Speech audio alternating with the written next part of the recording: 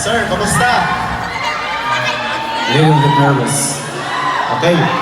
Is this your first time, sir, to join beauty pageant like this? Honestly, this is the very first time that I joined this kind of competition. But are you enjoying the competition tonight? So far, I'm still adapting to the environment. Maybe next year you will. Do you have any plan of joining another competition, the same competition in the next few years?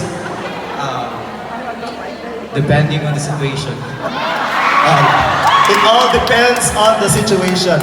And it all depends also on the picture that he will be describing tonight. Can you pick a number, sir?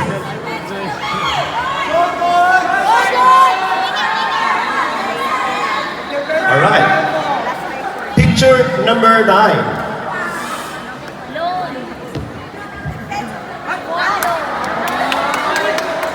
Once again, good evening everyone, especially to the Leon Garcia family. As a teacher, just like what you can see here at the back, the LCD projector, it's not the way our conventional teaching, it's not the traditional teaching, a way of teaching. So as teachers, we have to adopt the new trends to meet the demands of our 21st century learners.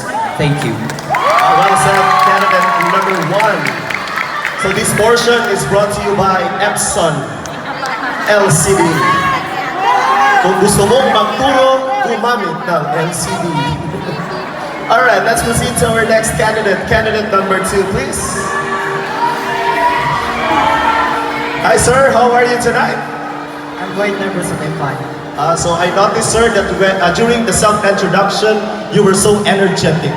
Sino pinaghuhugutan natin ng energy, sir? First and foremost, I would like to thank my co-teachers from these NHS Annex. Basically, they are my source of strength right now. Wow! So kayo na yung mga strength, mga taga-Madapo. Palakpak naman dyan! Diba? So sir, how did you prepare for tonight's competition? To be exact, I was just informed very late, but I'm just here to compete and also to have a good night with everyone. Oh wow! So, kaninang umaga lang sir na-inform? Not really. Okay, I thought just this morning after the doble okay. Anyway, sir, can you pick a number?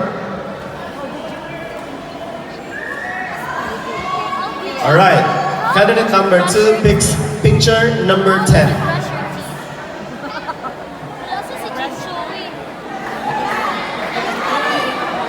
As we can see, we all see a very common thing in each and every one of our lives, a paper.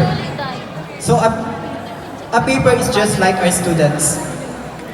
We all call them as tabula rasa, as blank slates. And our job as a teacher is to put them the values, the love, and the compassion that we have in our hearts as a teacher. And so, in the way that they grow old, they will never forget the values that they learn inside our class and the values they learn that they can give to each and every one of us. That's all, and thank you. Wow, thank you so much. So ano yan sir? 1/2, 1/4. 1/2 sheet of paper. Alright, thank you so much, candidate number 2 for that answer. Ladies and gentlemen, let's now welcome our next candidate. We have candidate number 3. Alright, sir. Good evening, candidate number 3. Good evening, sir. Kamusta, sir? I feel great. Thank you for asking. How about you? Alright, sir, how many years have you been teaching in the Department of Education? Actually, I taught for 6 years in private school, but here in DepEd, I teach for 8 months now. For a total of 6 years and 8 months. Alright. Sir, are you excited to pick a number? Very much excited. You do it now. Please.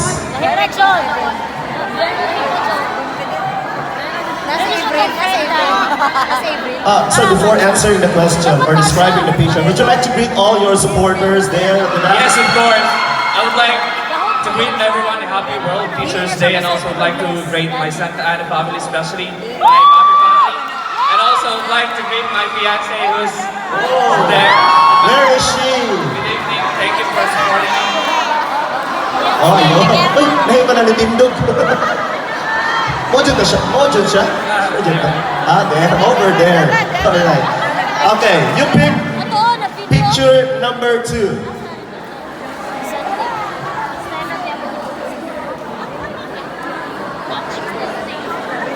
Alright, sir, you may now describe your chosen picture.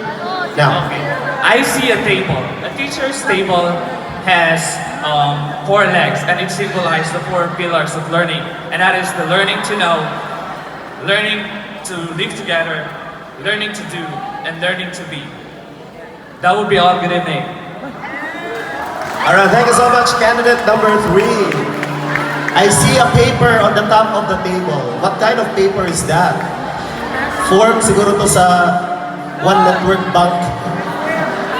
Alright, let's now have our next candidate. Candidate number 4. Sir, mayong gabi iniha kanimo. Ngayong gabi po. Okay, sir. Dagat na utana, sir. Single pa ba daw ka? I'm married actually and my wife is here. Another mo Hi kasama, sir. honey, hi baby. Hi, honey. Where is honey? And where is baby? Where's my baby? Tindog daw, tindog. Ay, wala na paghawan mo ni Dagat manindog yun. Honey, Actually my sir. wife and my boy, my little boy is here. Alright, sir. How long have you been teaching in your school? This is my 4th year in public school, but in private school I've been teaching for 5 years. So no, this is my 9th year of teaching. Wow. So, are you still enjoying teaching until now? You've been teaching for 9 years. Are you still enjoying? Yes, of course. Alright. It's good to know that you are still enjoying and you still have all the passion in teaching all your learners. Now, sir, we only have 2 numbers left, so kindly pick one.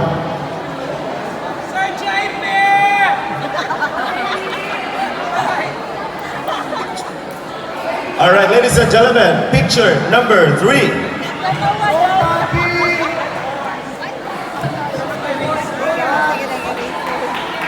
Okay. The picture being presented is an eraser.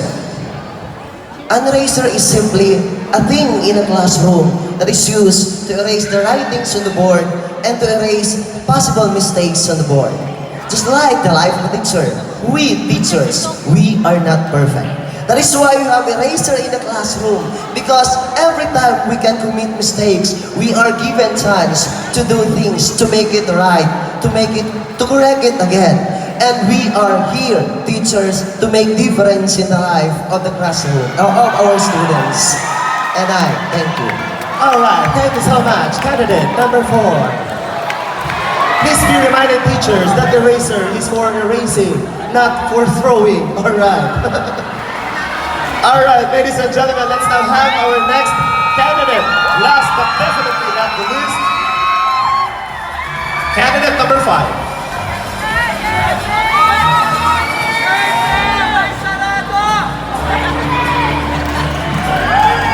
Alright, sir. Ilan sa mga height, sir? I'm about 5'9". 5'9". How long have you been teaching in your current station? I've been teaching for almost 10 years. For 10 years already. Almost 10 years. Alright. So, sir, are you teaching what subject? I'm teaching both science and visual arts. Wow! So you can actually combine teaching science and at the same time teaching arts. Alright. That's difficult actually. Sir, pick the last number. Sir, before we allow you to describe the picture, would you like to greet that person always shouting baby at you? I would like to greet those teachers who have come to support me, most especially the teachers from the science department and also teachers from the math department or the math garden. Alright. And all your supporters and friends who are here tonight. Sir, you picked the last picture. Picture number 4.